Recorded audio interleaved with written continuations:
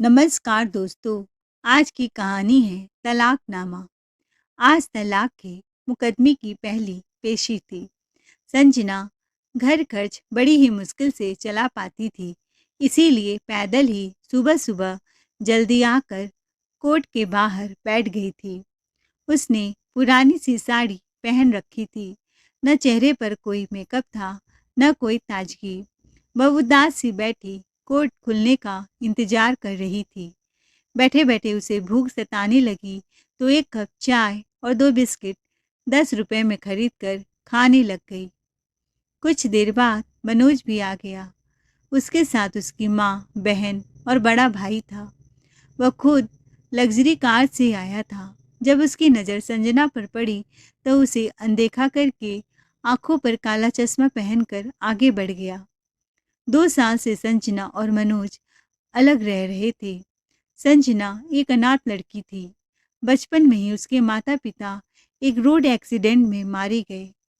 चाचा चाची ने उसे पाल पोस कर बड़ा किया था। मनोज और संजना एक ही कॉलेज में पढ़ाई करते थे। पढ़ाई करते वक्त मनोज को उससे प्यार हो गया था। वह उससे शादी करने के लिए उसके पीछे ही पड़ गया था। मनोज उसे बुके देकर अपने प्यार का इजहार कर दिया तो वह भी मना नहीं कर पाई।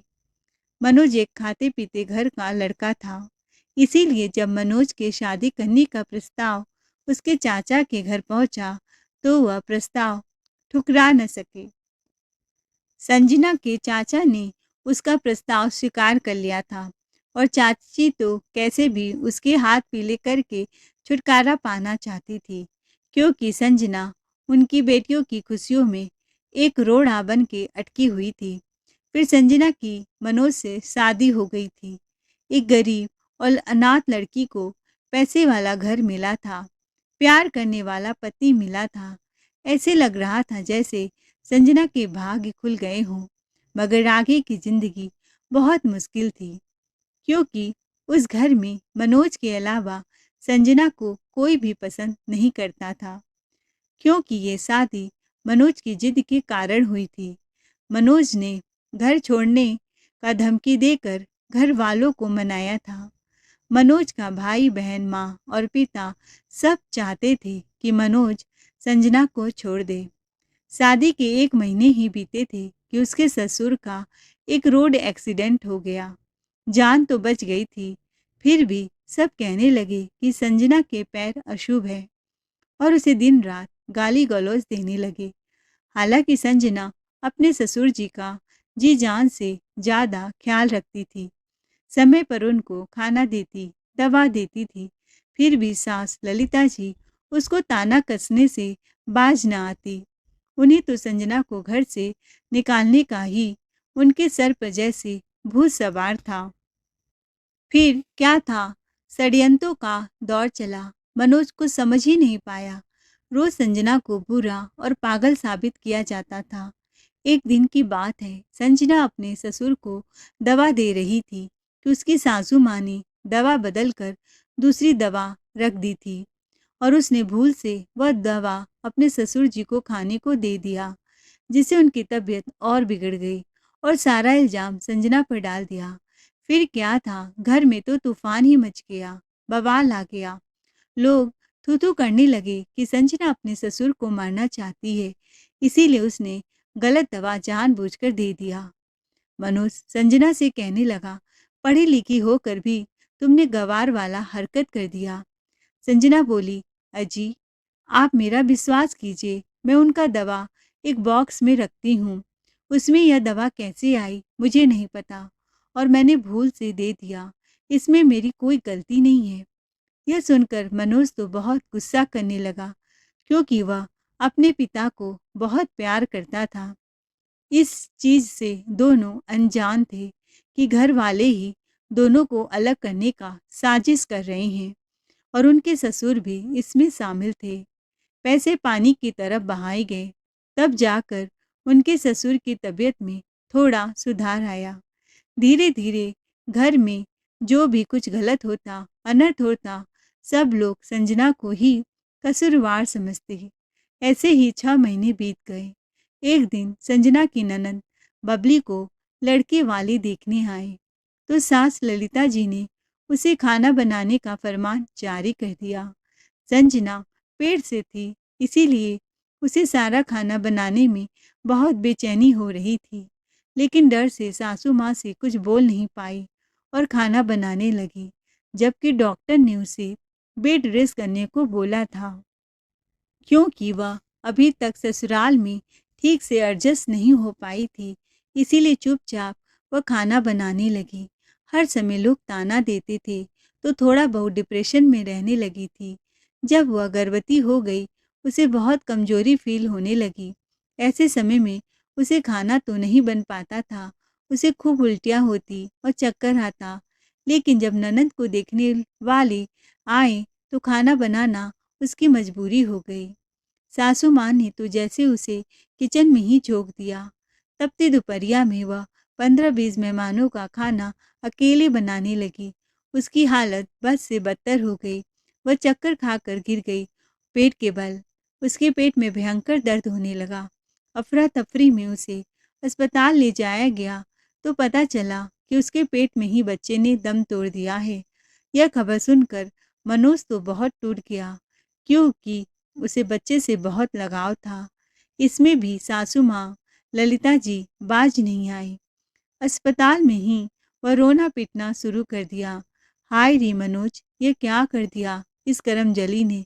देख तो, मैंने पहले ही तुझे मना किया था, इससे ब्याह मत कर, पर तू तो नहीं माना। मैंने तो दादी बनने का कितना सपना संजोया ही था।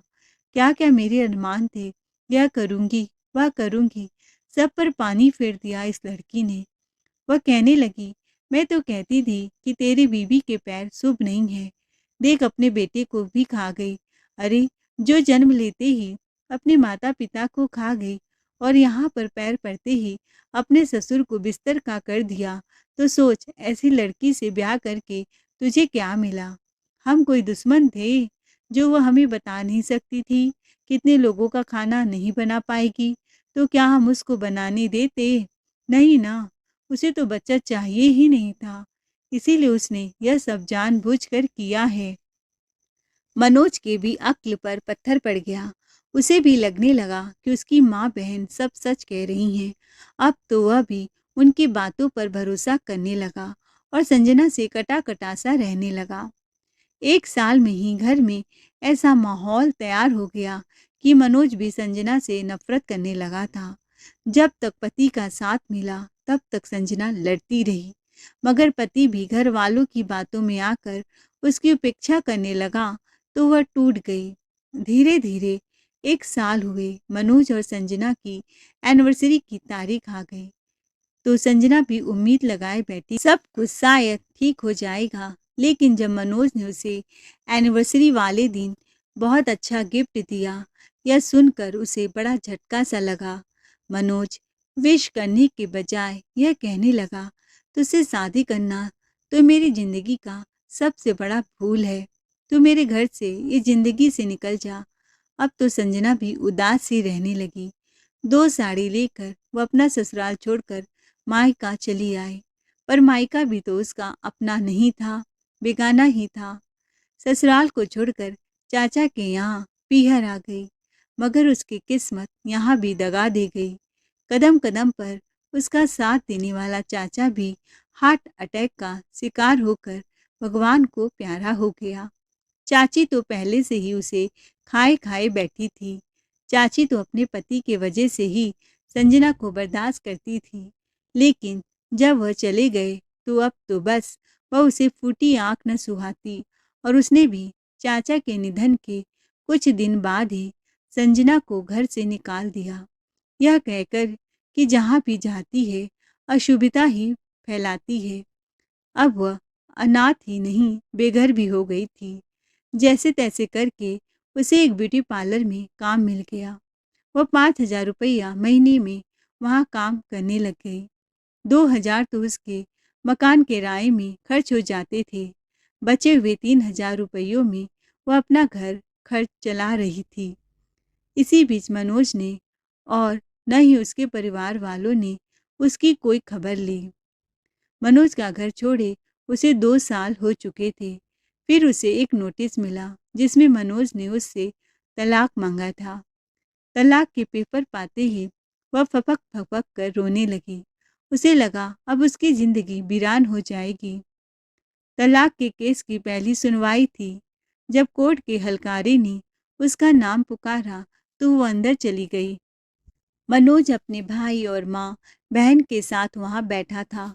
मुकदमा शुरू हुआ तो मनोज के वकील ने पहले तो दोनों के शादी की झूठी सूती दास्तान बयां की। फिर बोला, जज साहब, मेरे मुवक्किल के साथ बहुत बड़ा धोखा हुआ है। मासूम सी लगने वाली संजना देवी एक चरित्रहीन औरत है। न जाने कितने मर्दों के साथ इनके संबंध है। संजना देवी की सास ने कई बार इसे गैर मर्दों के साथ पकड़ा था। ये एक बेहद गिरी हुई औरत है। इसने मेरे भोले भाले मनोज को प्यार के जाल में फंसाया, फिर उसकी जिंदगी तबाह कर दी। मनोज मेरा पैसे वाला है और यह लड़की बहुत लालची है। चाहे तो आप इसकी चाची से पूछ लीजिए। जज साहब, इसकी चाची कोर्ट में उपस्थित है। उन लोगों ने चाची को भी पैसे देकर खरीद लिया था और चाची ने संजना के खिलाफ झूठी गवाही दे दी, जिससे मनोज का केस तो मजबूत हो गया, लेकिन मजबूर संजना तो अकेली सी पड़ गई। जज ने संजना से पूछा, क्या आपका कोई वकील है? संजना बोली, नहीं जज साहब। जज ने कहा, अगर आप वकील अफोर्ड नहीं कर पा रही हैं तो कोर्ट आपको वकील देने की व्यवस्था कर सकता है। संजना बोली, वकील नहीं चाहिए। जज साहब जज साहब बोले, क्या आप अपने ऊपर लगे आरोपों को स्वीकार करती हैं? संजना बोली, किसी ऐरे गहरे के आरोपों को मैं स्वीकार नहीं करती, चाहे वह वकील हो या कोई और। मगर मेरे पति एक बार यह कह दे कि जो भी उनके वकील मुझ पर आरोप लगा रहे हैं वो सब सही है, तो मैं सभी आरोपों को स्वीकार करती हूँ और तलाक के कागजों पर अभी दस्तखत करके उन्हें अपनी जिंदगी से रिहा करती हूँ। जज बोले, मिस्टर मनोज, क्या आप अपने वकील द्वारा अपनी पत्नी पर लगाए गए आरोपों को सही ठहराते हैं? अभी कटघरे में आकर जवाब दें, क्योंकि यह एक औरत के चरित्र और इज्जत का सवाल है। मनोज कटघरे में आया, फिर संजना की आंखों में देखकर बोला, मेरे वकील ने जो भी आरोप मेरे बीवी पर लगाए हैं वो सरासर गलत है। वो एक पतिव्रता और पाकीज़ा औरत है। मेरी नज़र में उससे ज़्यादा पवित्र इंसान इस दुनिया में कोई नहीं है। इतना सुनते ही कोर्ट में कानाफूसी शुरू हो गई। संजना को अपने पति पर गर्व महसूस हो रहा था कि उसने उसकी लाज रखी। मनोज का वकील और माँ मनोज की तरफ उबलती आंखों से देखने लगे। जज साहब ने मनोज के वकील को फटकार लगाई और कहा, इस तरह की झूठी दलीलें देने के बेस पर आपका वकालत का लाइसेंस भी रद्द किया जा सकता है। आइंदा इस बात का ख्याल रखें। फिर जज ने 20 दिन बाद की तारीख देकर सुनवाई बर्खास्त कर दी। मनोज और उसका परिवार अपने घर चला गया। उसकी माँ ललिता जी कहने लगी, मनोज, तूने अपने ही केस को बिगाड़ दिया है। अरे, तेरे लिए क्या क्या सपने संजोए थे। एक अच्छी लड़की मैंने देख रखी थी, उस भिखारी की लड़की से कहीं ज़्यादा अच्छी थी। उसके चाचा ने एक ढंग की साड़ी भी नहीं दिया था शादी में। 100 रुपए की साड़ी तो हम अपने काम वाली मेहरी और नाउन को भी नहीं देते। इतनी रद्दी सी साड़ी वो शादी में हमारे लिए गिफ्ट में लेकर आई थी। अरे, वह साड़ी तो मैं उसे मुंह पे मार देती, पर तेरी वजह से चुप थी। उसे तो किसी कचरे चुनने वाले घर में जाना चाहिए था। इस घर में उसके रहने की औकात ही नहीं थी, पर तूने तो सारा मामला ही खराब कर दिया। मनोज कुछ न बोला और चुपचाप से घर से बाहर निकल गया। वह बहुत उदास था। संजना भी अपने घर चली गई। रात के 8 बजे थे। संजना खाना खा रही थी। घर में पैसों की बहुत तंगी चल रही थी, इस कारण उसने सब्जी नहीं बनाई थी। वह बाजार से 5 रुपए के हरे प्याज ले आई थी। प्याज के पत्तों के साथ रोटी खा रही थी कि अचानक किसी ने कमरे के बाहर दस्तक दी। जब उसने दरवाज़ा खोला तो सामने मनोज खड़ा था। मनोज को इस तरह आया देखकर वह घबरा गई। वह कुछ बोल ही नहीं पाई। मनोज कमरे के अंदर आ गया। मनोज ने देखा प्लेट में रोटियां पड़ी थी, मगर सब्जी के नाम पर कच्चे प्याज ही थे। वह हिम्मत करके बोली, कहिए, ऐसा क्या काम पड़ गया जो आप इतनी रात को यहाँ चले आए? मैं आपको तलाक दे दूंगी और चिंता मत करिए, बदले में कोई एलमनी मुझे नहीं चाहिए। मनोज बोला, तुमसे माफ़ी मांगने आया हूँ। मुझे नहीं पता था मेरा वकील तुम पर इतने घिनौने आरोप लगाएगा। संजना बोली, जब रिश्ता ही नहीं रहा तो माफ़ी मांगने का क्या तुक? जाइए, मैंने आपको रिहा किया। मेरी पूरी ज़िंदगी दुखों में गुजरी है, मगर आपने मुझ गरीब से प्यार किया, इसके लिए शुक्रिया। आपने मुझे अपने घर की इज्जत बनाया, इसके लिए भी शुक्रिया। मनोज बोला, एक बात कहूँ? संजना बोली, क्या? मनोज बोला, माफ़ कर दे यार। संजना बोली, किस बात के लिए? मनोज बोला, तुम्हारे साथ दुर्व्यवहार करने के लिए, तुम पर विश्वास न करने के लिए। मेरा पूरा परिवार तुम्हें घर से निकालना चाहता था, इस कारण सब तुम्हारे पीछे पड़े थे। मैं भी उनकी बातों में आ गया, उसके लिए माफ़ कर दे। संजना बोली, जाओ, माफ़ किया और मैं अब कोर्ट नहीं जा पाऊंगी। कागजात घर पर भेज देना, दस्तखत कर दूंगी। मनोज बोला, एक आखिरी इच्छा है, पूरी करोगी क्या? संजना बोली, क्या? वह बोला, आज आखिरी बार तुम्हारे साथ बैठकर खाना खाना चाहता हूँ, खिलाओगी? संजना बोली, मेरी गरीबी का मजाक उड़ाने आए हो क्या? वैसे भी तलाकशुदा बहुएं वापस ससुराल नहीं आती, आपको तो पता होगा, फिर आप ऐसा क्यों बोल रही हैं? मनोज बोला, अभी तलाक नहीं हुआ है तो 10 दिन बाद हो जाएगा। नहीं, आज कुछ पल तुम्हारे साथ जीना चाहता हूँ। तुम मेरा पहला और आखिरी प्यार हो। संजना बोली, चलो मेरे घर से बाहर निकलो। मनोज बोला, आखिरी इच्छा भी पूरी नहीं करोगी क्या? वह बोली, जो इंसान सही और गलत में अंतर नहीं कर पाता, मैं उसके साथ एक पल भी नहीं बिताना चाहती। मनोज बोला, एक और मौका दे दे, मैं अपनी गलतियों को सुधारना चाहता हूँ। मुझे तुम्हारे साथ पूरी ज़िंदगी बितानी है, माफ़ कर दे यार। संजना बोली, क्यों बार बार माफ़ी मांग रहे हो? मुझे आपसे कोई शिकायत नहीं है। बचपन से लेकर शादी तक मैंने कभी चाहा ही नहीं कि कोई मुझे प्यार करे, क्योंकि भगवान ने मेरी किस्मत ही ऐसी बनाई थी। फिर उसने रोटी और प्याज दिखाते हुए कहा, ये जो खाना देख रहे हो, ये मेरा प्रिय भोजन है। चाची मुझे यही खाना खाने को दिया करती थी, बर्तन मजवाती थी, अपनी छोटी बहनों का जूठा खाना खाने को देती थी, बहनों का उतारा कपड़ा पहनाती थी, दिन भर काम करवाती थी। अब तो मुझे यह सब सहने की आदत हो गई है। जिसकी माँ नहीं होती ना, उसके साथ ऐसा ही होता है। मनोज बाबू, आपके घर में 1 साल रही, आदत बिगड़ गई थी, अच्छा खाना खा खा कर, मगर अब ठीक है। 2 साल से आपसे अलग रह रही हूँ, वापस ज़िंदगी उसी सफ़र पर लौट आई है। मैं अब नहीं चाहती उसमें कोई व्यवधान पड़े, इसीलिए चले जाओ। अब मैं आपके साथ नहीं चल पाऊंगी। आपकी दौलत, शोहरत, गाड़ी बंगला सब आपको मुबारक। तलाक के बाद भी मुझे न तो गुजारा भरता चाहिए, न किसी और तरह की संपत्ति चाहिए। बेफिक्र होकर जाइए। वह बोला, इतनी कठोर मत बनो यार, मैं अब कहीं जाने वाला नहीं, यहीं रहूँगा। चाहो तो धक्के मार कर यहाँ से बाहर निकाल दो। फिर मनोज ने प्याज रोटी उठा ली और खाने लगा, मगर एक निवाला भी वह अंदर नहीं उतार सका। गले में अटक गया, हिचकियाँ शुरू हो गई। संजना को देखकर हंसी आ गई। वह पानी का ग्लास उसे देते हुए बोली, ये गरीबों का भोजन है मनोज बाबू, आप अमीरों की लार ग्रंथियाँ इसे स्वीकार नहीं करेंगी। लीजिए, पानी पी लीजिए। उसे हंसते देखकर वह उसके चेहरे पर देखने लगा। इसी प्यारी सी मुस्कान पर तो वह फिदा था। वह पानी पीते हुए भी उसी की तरफ देख रहा था। संजना उससे नजरें नहीं मिला सकी, इस कारण उसने नज़र झुका ली। मनोज ने उसका हाथ पकड़ लिया, बोला, ए संजना, एक मौका और दे दे यार, मैं तुम्हारे बिना नहीं रह पाऊंगा। संजना ने बिना हाथ छुड़ाए हुए कहा, 2 साल हो गए, मेरे बिना ही तो रह रहे हो।